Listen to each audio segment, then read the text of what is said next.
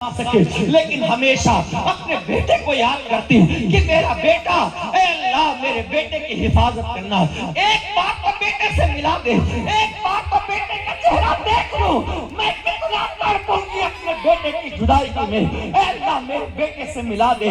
اسی اثنا کے اندر، اسی اثنا میں وہ بچہ دروازے پر جیسے ہی دستک دیتا ہے، ماں سمجھ گئی کہ میرا بیٹا آ گیا ہے، اندر سے آواز دیتی بیٹے کیا جب اتنا سننا تھا وہ بچہ سمجھ گیا کہ میری ماں ابھی موجود ہے۔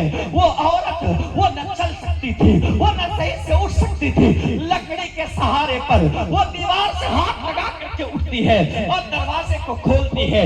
جب بچے کو دیکھتی ہے اس کا ہاتھ پکڑتی ہے، رونے لگتی ہے، اس کے چہرے کو دیکھتی تو کبھی پیشانی کو بوسہ دیتی، کبھی رخسار کو بوسہ دیتی اور کہتی بیٹے تو کتنا دیر کر دیا، تو کتنی تاخیر کرتی، میں تو ہر لمحہ تیری یاد میں مرتی رہی، تو کہاں چلا گیا تھا، مجھ سے باتیں کیوں نہیں کرتا تھا، مجھے فون کیوں نہیں کرتا تھا، تیرے بابا تیری جدائی میں چلے گئے۔ اور یہ کہتے کہتے اپنے بیٹے سے لپٹ جاتی ہے اور پھر اللہ سے دعا کرتی ہے، اے اللہ اب مجھے موت بھی آ جائے گی نا تو مجھے غم نہیں ہے، اس لیے کہ میں نے اپنے بیٹے کو دیکھ لیا، میرا نور نظر آ گیا، میرا نقد جگر آ گیا۔ اللہ اکبر۔ یہی کہتے کہتے ماں اس دنیا سے چلی جاتی ہے، بیٹے کے گود میں انتقال کر جاتی ہے۔ اللہ اکبر۔ آپ ذرا سوچئے تو صحیح، ایک ماں کا پیار کیا ہوتا ہے، ایک ماں کی محبت کیا ہوتی ہے۔ وہ جب بھی کچھ مانگتی ہے تو اپنی اولاد کے لیے مانگتی ہے، لیکن یہی بچے جب جوان ہو جاتے ہیں، یہی بچے جب پیسے کمانے لگ جاتے ہیں، یہی بچے جب چند دوستوں کے درمیان مشہور ہو جاتے ہیں، ان کے پاس بنگلے اور کوٹھے آ جاتے ہیں، ان کے دوستوں کا سرکل بن جاتا ہے، تو جانتے ہو یہی بوڑھے ماں باپ کو سائڈ کر دیتے ہیں۔ ماں باپ سے بات کرنا انہیں اچھا نہیں لگتا، ماں باپ کی صحبت میں بیٹھنا انہیں اچھا نہیں لگتا، لیکن اتنا یاد رکھنا، اتنا یاد رکھنا، ایک حدیث بتاتا ہوں، ایک حدیث سن لو، دل کے کانوں سے سنو۔ اللہ کے نبی صلی اللہ علیہ وآلہ وسلم نے ارشاد فرمایا ہے، جس کسی نے اپنے ماں باپ کو ستایا، رلایا اور اسی حال میں اگر وہ مر گیا، اسی حال میں اگر وہ مر گیا، جنت کی خوشبو جنت سے 1000 سال پہلے آتی ہے۔ جنت کی خوشبو جنت سے 1000 سال پہلے آتی ہے، لیکن وہ لڑکے یا وہ بچیاں، وہ مائیں اور بہنیں اور بیٹیاں جس نے اپنے ماں باپ کو ستایا ہوگا نا، رلایا ہوگا، دل چھلنی چھلنی کیا ہوگا، اللہ ایسی اولاد کو جنت تو دور کی بات ہے، جنت کی خوشبو بھی نہیں دے گا۔ چاہے آپ نمازی ہو، چاہے آپ حاجی ہو، چاہے آپ علامہ ہو، چاہے آپ مفتی ہو، چاہے آپ سیٹ ہو، چاہے آپ دکاندار ہو، چاہے آپ چوکیدار ہو، چاہے آپ گورنر ہو، چاہے آپ کلکٹر ہو، چاہے آپ پولیس ہو، چاہے آپ کچھ بھی ہو کسے باشد، اگر تمہارے ماں باپ تم سے ناراض ہیں تو خدا بھی تم سے راضی نہیں ہے، خدا بھی تم سے راضی نہیں ہے۔ کیسے ہیں آج کل کے بچے کہ چھوٹی چھوٹی باتوں پر ماں باپ کو چھوڑ کر کے گھر سے الگ ہو جاتے ہیں۔ کبھی تم نے سوچا ہے کہ ان کے دل میں کیا گزر رہی ہوگی؟ کبھی تم نے سوچا ہے کہ ایک ماں کے دل پر کیا بیت رہی ہوگی جس نے اپنے ہاتھوں سے تمہیں اور ہمیں کھلایا ہے؟ کبھی تم نے سوچا ہے ایک باپ تمہارے خاطر دھوپ میں جلتا رہا، ایک باپ تمہارے خاطر روڈوں پر نوکریاں کرتا رہا، تمہارے خاطر ہاتھ گاڑی چلاتا رہا، تمہارے خاطر آپ کے انگارے کے درمیان کھڑا رہا، اس سے پوچھو تم اپنا وطن چھوڑ کر کے یہ سارے کام کیوں کر رہے ہو؟ اس کا ایک ہی جواب ہوگا، یہ جو کچھ بھی کر رہا ہوں اپنے اولاد کے پرورش کی خاطر کر رہا ہوں، اپنے باپ اپنی اولاد کو اچھی تربیت دینے کی خاطر کر رہا ہوں۔ لیکن جب یہی بچے بڑے ہونے لگتے ہیں نا تو ماں باپ سے بدتمیزی کرنے لگتے ہیں، ماں باپ سے اونچی آواز میں بات کرنے لگتے ہیں، وہ چلا چلا کر کے باتیں کرتے، کہتے تمہاری ہمیں ضرورت نہیں ہے، ضرورت نہیں ہے تمہیں ماں باپ کی، ضرورت نہیں ہے۔ اس یتیم بچے سے پوچھو، اس یتیم سے پوچھو جو قبر پر جا کر کے اپنی ماں کے قبر پر جا کر کے امی اٹھو نا، کھانا کھلاؤ نا اپنے ہاتھوں سے۔ 10 سال کے تھے تب بھی اپنے ہاتھ سے ماں کھلاتے تھے، 15 سال کے تھے تب بھی ماں اپنے ہاتھوں سے کھلاتے، بلکہ اس عمر میں بھی پہنچ گئے نا، ماں کہتی بیٹے لے میرے ہاتھ سے کھا لینا، مجھے بڑا اچھا لگے گا، لے میرے ہاتھ سے کھا لے۔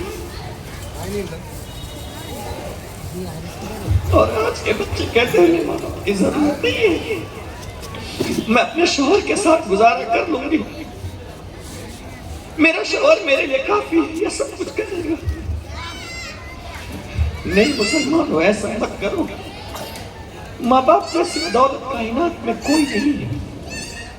پوری دنیا کی عورت مل کر کے ماں کا درجہ پانا چاہے نا پھر بھی نہیں پا سکتی ہے، اور پوری دنیا کا انسان مل کر کے باپ کا درجہ پانا چاہے پھر بھی نہیں پا سکتا ہے، نہیں پا سکتا ہے۔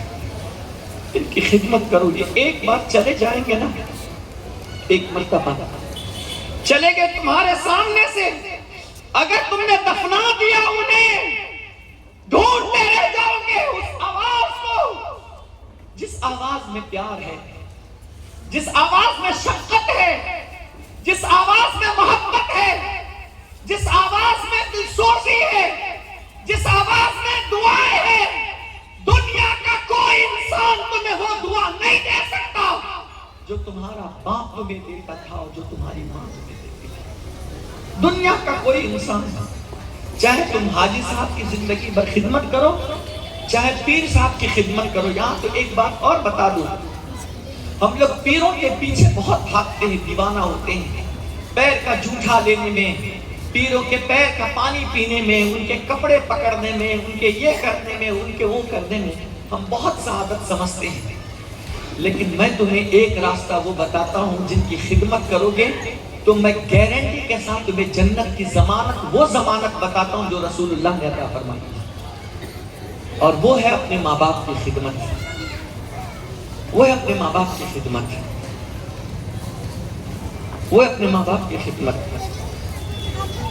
ان کا ایک محبت بھری نگاہ ہماری طرف دیکھنا نا ہمارے سارے غم دور کر دیتا ہے۔ ایک مسکرا کر کے ماں جب بات کرتی ہے نا، میرا بیٹا ہے یہ، میرا نور نظر ہے یہ، میرا لال ہے یہ، میری پوری دنیا ہے یہ، میں اپنے لیے اب زندگی نہیں گزاروں گی، اب اپنی اس بیٹے کے لیے زندگی گزاروں گی۔ لیکن اگر وہی بیٹا جوانی کو پہنچ کر اپنے ماں باپ کے ساتھ برا سلوک کرے تو ذرا سوچو اس کے ماں کے دل پر کیا گزرتی ہوگی، اس کے دل کے اوپر ماں پر، اس کے ماں کے دل پر کیا کیفیت بیتتی ہوگی۔ میں نے ایک جگہ تقریر میں یہ بات کہی تھی کہ ایک شخص نے اپنی ماں کو اپنی بیوی کی محبت اور چکر میں آ کر کے اپنی ماں کو اٹھایا اور اولڈ ہاؤس میں بھیج دیا۔ ماں اپنے بچے کی جدائیگی میں روتے روتے روتے روتے مر گئی، چند دن ہی گزرے تھے مر گئی۔ اولڈ ہاؤس سے کال آیا کہ تم اپنی ماں کو لے جاؤ، تمہاری ماں کی ڈیتھ ہو گئی ہے۔ جانتے ہو اس ظالم لڑکے کا کیا جواب تھا؟ اس کم نصیب لڑکے کا کیا جواب تھا؟ اس بدبخت کا کیا جواب تھا؟ اس نے یہ کہا کہ میری ماں کو 2 دن تک کے لیے فریج میں ڈال دو، میرے گھر میں ابھی شادی چل رہی ہے، اگر میں اپنی ماں کو اس وقت لے آیا نا تو کہیں ایسا نہ ہو کہ اب شگن ہو جائے اور میری بچی کی جو شادی ہے وہ خراب ہو جائے۔ اگر تو پیدا ہوا تھا جس دن بدبخت، اسی دن تیری ماں نے اگر تجھے اٹھا کر گٹر کی نالی میں ڈال دیا ہوتا نا تو اچھا کیا ہوتا۔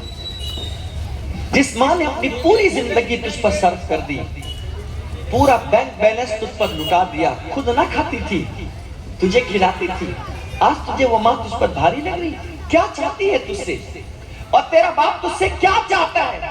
کچھ نہیں چاہتا ہے، بس 2 وقت کی روٹی اور تھوڑا سا پیار، اس کے علاوہ انہیں کچھ نہیں چاہیے۔ اس کے علاوہ تمہاری دولت سے ان کو کچھ پیار نہیں ہے، انہیں پیار ہے تو وہ تم سے پیار ہے، اس کے علاوہ کسی اور سے پیار نہیں ہے۔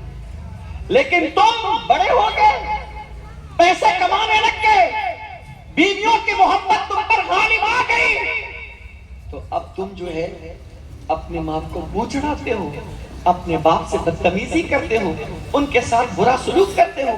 دیکھو بیچارہ تمہارا باپ دن بھر تھک ہار کے آتا ہے، پوچھو کیوں کرتے ہو؟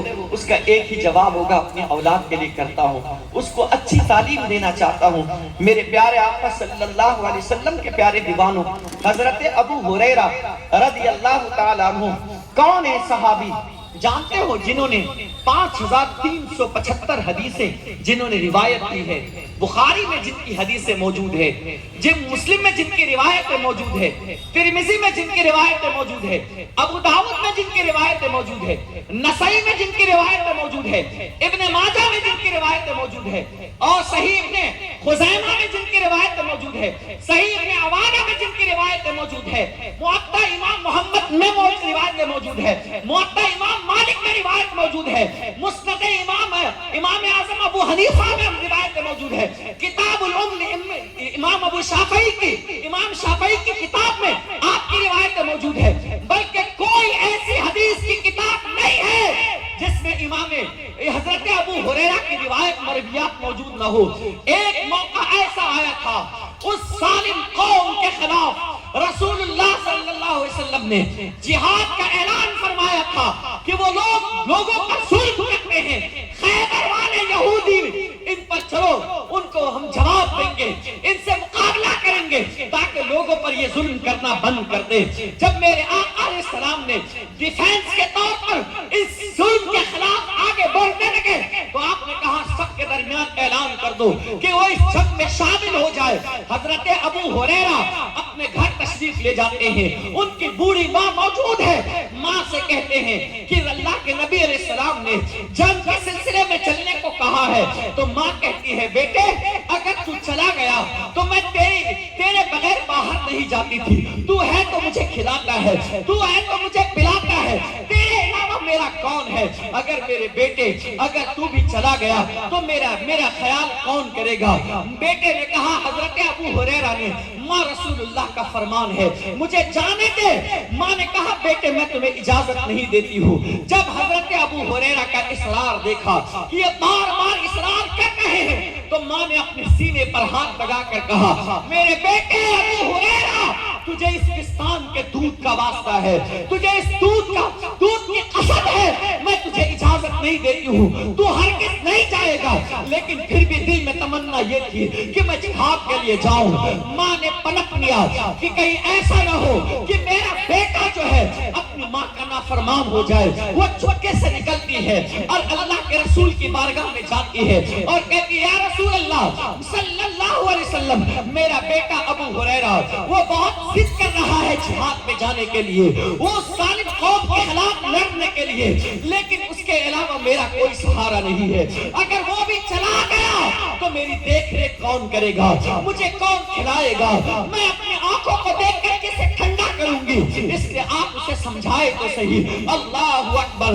حضرت ابو ہریرہ جب اللہ کے نبی کی بارگاہ میں آتے ہیں، اللہ کے نبی نے حضرت ابو ہریرہ سے اپنا چہرہ پھیر دیا، جو صبح و شام رسول اللہ کی صحبت میں بیٹھنے والے تھے، جو اپنے واقعی میں حدیث کے ماہر تھے، قال رسول اللہ کے گردان کرنے والے تھے، اصحاب صفہ کے چبوترے پر جنہوں نے حدیث سیکھی تھی، جنہوں نے قرآن سیکھی تھی، جنہوں نے فقہ سیکھا تھا، جنہوں نے مسائل سیکھے تھے، علم کے ایک سمندر تھے، علم کے بابوں میں سے ایک باب تھے، اللہ کے نبی کا جھوٹا جنہوں نے پیا تھا۔ میرے آقا علیہ السلام نے اپنے ہاتھ کو چادر میں رکھ کر ابو ہریرہ سے کہا تھا اسے اپنے سینے سے لگا لو تمہیں ذہانت مل جائے گی۔ وہ ابو ہریرہ جب رسول پاک کی بارگاہ میں اب آ رہے ہیں، میرے آقا اس سے بات کرنے تیار نہیں ہے، میرے آقا ان سے سلام کرنے تیار نہیں ہے۔ آ کر انہوں نے سلام کیا، میرے آقا نے چہرہ پھیر لیا، اس طرف گئے، پھر سلام کیا،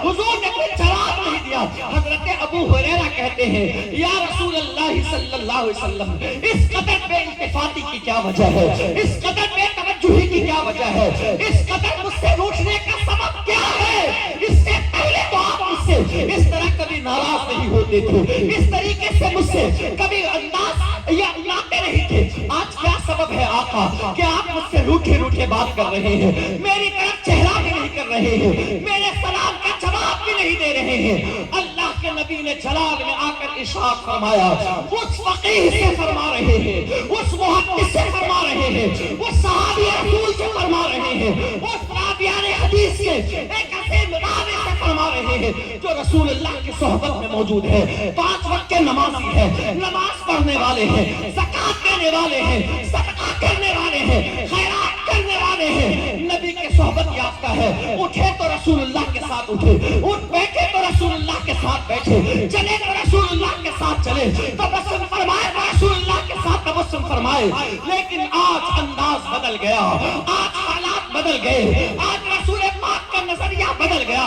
وہ کہتے ہیں یا رسول اللہ کیا وجہ ہے؟ تب میرے آقا جلال میں ارشاد فرماتے ہیں، اپنی ماں کو چھوڑ کر کے تو جنگ پر جانا چاہتا ہے، تو جہاد کا سوال آنا چاہتا ہے، اور کہا اے ابو ہریرہ سن، اگر تو یہ چاہتا ہے اللہ تجھے جہاد کا ثواب دے تو جہاد میں نہ جا، اپنی ماں کی خدمت کر، اللہ تجھے جہاد کا ثواب عطا فرما دے گا۔ سبحان اللہ سبحان اللہ، نعرہ تکبیر، نعرہ رسالت، علماء اہل سنت۔ اپنی ماں کی خدمت کر، اللہ تجھے اس سے کہیں زیادہ ثواب عطا فرمائے گا۔ آج لوگ ڈونیشن دینے پر آگے ہیں، لیکن ماؤں کو باپوں کو دواؤں کے لیے ترساتے ہیں۔ آج لوگ دوستوں کے ساتھ گھنٹوں بیٹھنے اور پارٹی منانے پر راضی ہے، لیکن ماں باپ کے ساتھ آدھا گھنٹہ 1 گھنٹہ بیٹھ کر ان سے پیار اور محبت کرنے کے لیے راضی نہیں ہے۔ آج کل لوگ دوسروں کے ساتھ ہنسی اور ٹھٹھے کرنے کے لیے راضی ہے، لیکن ماں باپ کو پیار دینے کے لیے راضی نہیں ہے۔ کیسا ماحول ہو گیا ہے، کیسے حالات ہو گئے ہیں۔ گھنٹوں گھنٹوں بیٹھ کر پکچر دیکھنے والوں، اس سے تمہیں کوئی فائدہ نہیں ہوگا۔ اسی کی جگہ پر آدھا گھنٹہ ماں باپ کے پاس بیٹھ جاؤ گے، اللہ تمہیں یہاں بھی عزت عطا کرے گا اور وہاں بھی عزت عطا کرے گا۔ یہاں بھی تمہیں سب کچھ حضور علیہ السلام نے فرمایا ہے، اگر کوئی یہ چاہتا ہے اللہ اس کی عمر لمبی کرے اور اللہ اس کی روزی میں اور برکت دے، تو اسے چاہیے کہ وہ اپنے ماں باپ کی خدمت کرے، اللہ اس کی عمر میں برکت بھی عطا فرمائے گا اور اس کی روزی میں برکت بھی دے گا۔ اتنا یاد رکھنا، کس کی دعا قبول ہوگی یا نہیں ہوگی اس کے بارے میں کوئی گارنٹی حدیث میں نہیں ہے۔ عالم سے دعا کراؤ، مفتی سے دعا کراؤ، پیر صاحب سے دعا کراؤ، فلاں صاحب سے ڈھکا صاحب سے دعا کراؤ، کوئی گارنٹی نہیں ہے۔ لیکن ماں باپ سے دعا کراؤ گے تو گارنٹی ہے کہ اللہ اس دعا کو قبول فرما دے گا۔ ماں باپ سے دعا کراؤ گے تو گارنٹی ہے۔ سب کی دعا رد ہو جاتی ہے، ماں باپ کی دعا کبھی رد نہیں ہوتی ہے۔ جامع ترمذی کی حدیث صحیح، ثلاث دعوات مستجابات، 3 لوگوں کی دعائیں اللہ رد نہیں کرتا۔ دعوت المظلوم، مظلوم کی دعا جن پر ظلم کیا گیا۔ آج دیکھتے نہیں، ہر طاقتور کمزور کو ستاتا ہے، ہر پیسے والا کمزور کو ستاتا ہے، ہر پڑوسی جس کے پاس چند پیسے ہیں نا، اپنے پڑوسی میں جو غریب ہے ان کو ستاتا ہے، رلاتا ہے۔ ہر دکاندار والے جو باہر باکڑے لگاتے ہیں ان کو رلاتا ہے، ان کو ستاتا ہے، دادا گیری کرتا ہے۔ وہ کچھ نہیں کر سکتا اس لیے کہ وہ کمزور ہے نا۔ لیکن نبی کا فرمان سنو، حدیث صحیح ہے، حضور کہتے ہیں ثلاث دعوات مستجابات، 3 ایسے لوگ ہیں جن کی دعا اللہ رد نہیں کرتا ہے۔ دعوت المظلوم، مظلوم کی دعا اللہ کبھی رد نہیں کرتا۔ ودعوت المسافر، مسافر کی دعا اللہ کبھی رد نہیں کرتا۔ ودعوت الوالد علی ولدہ، اور باپ کی دعا اولاد کے حق میں اللہ کبھی رد نہیں فرماتا ہے۔ اللہ اکبر، جب باپ ہاتھ اٹھا کر دعا کرتا ہے نا، وہ دل سے دعا کرتا ہے اے اللہ میرے بیٹے کا یہ کام کر دے، اللہ فوراً دعا قبول فرماتا ہے۔ کیوں پتہ ہے؟ قرآن کہتا ہے وَقَضَىٰ رَبُّكَ أَلَّا تَعْبُدُوا إِلَّا إِيَّاهُ وَبِالْوَالِدَيْنِ إِحْسَانًا۔ اللہ نے تمہیں یہ حکم دیا ہے کہ تم عبادت نہ کرو مگر اسی اللہ کی، وَبِالْوَالِدَيْنِ إِحْسَانًا، اور اپنے ماں باپ کے ساتھ حسن سلوک کرو۔ تمہارے سب سے زیادہ تمہاری خدمت کا اگر کوئی حقدار ہے تو وہ تمہارے ماں باپ ہے۔ ایک صحابی آتے ہیں اور آ کر عرض کرتے یا رسول اللہ صلی اللہ علیہ وسلم میری خدمت کا سب سے زیادہ حقدار کون ہے؟ حضور علیہ السلام نے فرمایا امک، وہ تیری ماں ہے۔ پھر اس صحابی نے پوچھا ثم یا رسول اللہ ان کے بعد کون ہے؟ پھر حضور نے فرمایا امک، تیری ماں ہی ہے۔ پھر تیسری مرتبہ پوچھا ثم یا رسول اللہ ان کے بعد کون ہے؟ پھر حضور نے فرمایا امک، تیری ماں ہی ہے۔ گویا کہ 3 مرتبہ میرے آقا نے فرمایا بیٹے کے لیے سب سے زیادہ خدمت کا اگر کوئی حق رکھتا ہے تو وہ اس کی ماں ہے، اپنی ماں کی خدمت کرے۔ پھر 4تھی مرتبہ پوچھا ثم یا رسول اللہ ان کے بعد کون ہے؟ تب سرکار نے فرمایا اباک، اب تمہارے والد ہے۔ یعنی 3 ٹرپل گنا، ماں کی خدمت پہلے ہے، اس کے بعد باپ کی خدمت ہے، اس کے بعد دنیا کی ہے۔ یہاں بیٹے اور بیوی کا تو تصور بعد میں آتا ہے، ایک اولاد کے لیے سب سے پہلے اس کی ماں ہے جس نے تمہاری گندگی صاف کی ہے، جس نے تمہارا بچھونا دھویا ہے، جس نے تمہاری الٹی برداشت کی ہے، جو تمہیں 9 مہینے تک اپنے پیٹ میں لے کر چلتی پھرتی رہی۔ قرآن کہتا ہے حملتہ امہ وہنا علی وہن وفصالہ فی عامین ان اشکر لی ولوالدیک الی المصیر۔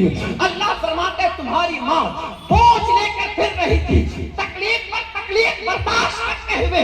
اللہ اکبر، جب ایک بیٹا یا ایک بیٹی ماں کے پیٹ میں ہوتے ہیں نا، ماں موت و حیات کے درمیان زندگی گزارتی ہے، نہ وہ صحیح سے چل سکتی، نہ وہ صحیح سے بیٹھ سکتی، نہ صحیح سے وہ کھا سکتی، اپنی پوری زندگی کو موت کے حوالے کر دیتی ہے۔ اور جب بچہ پیدا ہوتا ہے تو لکھنے والوں نے لکھا ہے جس طرح ایک زندہ انسان کی 21 ہڈیوں کو توڑا جاتا ہے، جتنی تکلیف اس زندہ انسان کو ہو اس سے کہیں زیادہ تکلیف جب ایک بچہ پیدا ہوتا ہے تو اس وقت اس کی ماں کو ہوتا ہے۔ اس نے ایک صحابی نے کہا تھا یا رسول اللہ صلی اللہ علیہ وسلم میں نے اپنے ماں باپ کو 7 مرتبہ کندھے پر بچھا کر کے حج کرائے ہیں، کیا میں نے اپنے ماں باپ کا حق ادا کر دیا ہے؟ تب حضور کہتے ہیں نادان، تو حق کی بات کرتا ہے۔ جب تو پیدا ہو رہا تھا اور اس وقت پیدا ہونے کے وقت میں تیری ماں کو جو درد کے جھٹکے لگے تھے نا، ابھی تو اس جھٹکوں میں سے ایک جھٹکے کا بدلہ بھی ادا نہیں کیا ہے۔ اللہ اکبر، آپ سوچئے تو صحیح، جب ایک جھٹکے کا بدلہ ہم نے ادا نہیں کیا تو پوری زندگی کی خدمت کا بدلہ کیسے ادا کر سکتے ہیں؟ چند پیسے دے کر احسان کرنے والوں، قیامت میں تمہاری پکڑ بہت سخت ہوگی۔ ایک حدیث آخری بتا کر اپنی گفتگو